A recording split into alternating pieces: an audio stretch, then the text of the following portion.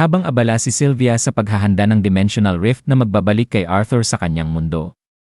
Patuloy naman siyang nagsasanay sa kanyang espada gamit ang isang kahoy na stick. Sa pagitan ng kanyang pagsasanay at pagkain, madalas silang mag-usap ni Sylvia. Ang kanilang mga usapan ay nagsimula sa ilang minuto, humaba sa ilang oras, at tumagal ng maraming araw hanggang sa lumipas ang mga linggo.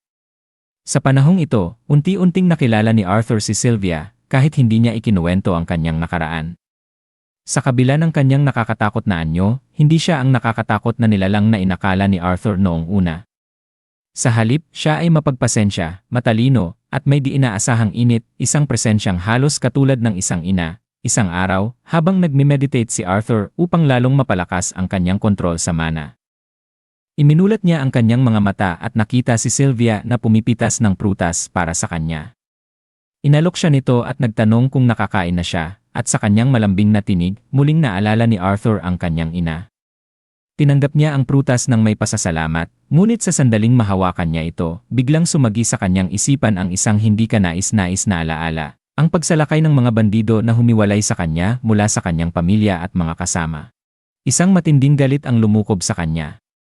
Ang mga bandido. Kung may buhay pa sa kanila, hahabulin niya sila. Ipaghihiganti niya ang nangyari. Ngunit bago pa tuluyang lamunin ng puot ang kanyang isipan, isang malakas na pitik mula kay Sylvia ang nagpabagsak sa kanya sa lupa. Nagulat si Arthur at agad na nagreklamo, "Ano yon?" Tinitigan siya ni Sylvia ng seryoso, ngunit kalmadong mga mata. "Art, hindi kita sinisisi kung iniisip mong karapat-dapat mamatay ang mga bandido. Hindi ko rin iniligtas ang bandito na hulog kasabay mo dahil sa parehong dahilan." Nanatiling nakasimangot si Arthur habang hinahaplos ang kanyang noo.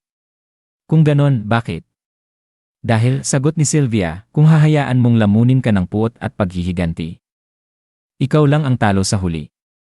Mararanasan mo pang muli ang masamang kapalaran, ngunit kung hahayaan mong mabulok ang iyong puso sa galit at hinanakit, ikaw lang ang masasaktan.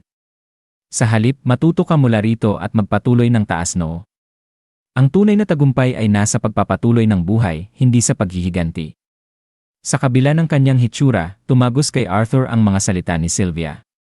Hindi niya inaasahang makakatanggap ng isang leksyon tungkol sa moralidad mula sa isang tila nakakatakot na nilalang, ngunit naramdaman niyang may katotohanan ito. Bago pa siya makapag-isip ng mas malalim, tinawag siya ni Sylvia, "Art, bakit hindi ka pa kumakain?